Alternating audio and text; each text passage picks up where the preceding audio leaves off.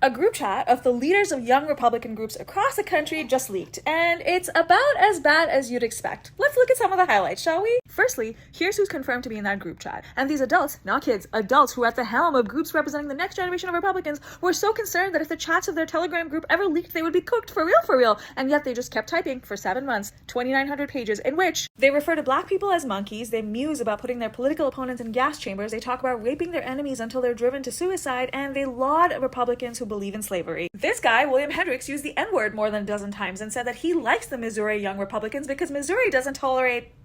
Bobby Walker asked when they were going to start bullying people and called rape epic. He then talked about how his friend was dating a very obese Indian woman, to which this guy, Samuel Douglas, who's a senator, said that she wasn't Indian, she just didn't bathe very often. This guy, Peter Guinta, is a piece of work. Remember him because we're going to come back to him. He was running for election for the Young Republicans National Federation, and he said that everyone that votes no against him should get the gas chambers, to which Joe Maligno said, can we fix the showers? Because gas chambers don't fit the Hitler aesthetic. And Annie K. Katie responded that she's ready to watch people burn now. That Peter Guinta guy eventually lost the nomination to some guy named Hayden, and this person, Luke Mossamons, his response was to say, rape Hayden. Back to this thing, some of the other things he said in the chat, in no particular order, are, I'm going to create some of the greatest physiological torture methods known to man. We only want true believers. If your pilot's a she and is 10 shades darker than a Sicilian, end it right there.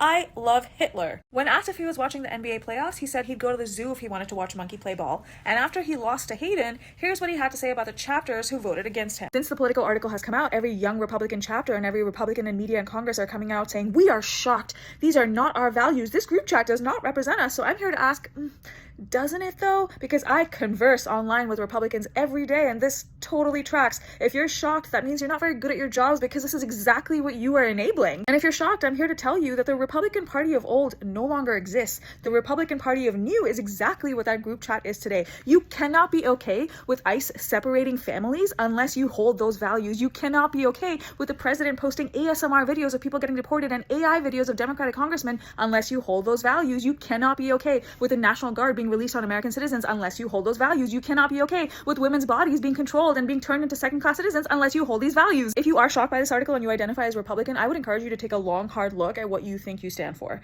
And if you're one of the people on Twitter right now who's like, well, yeah, we all talk like this in private, baby, who is we?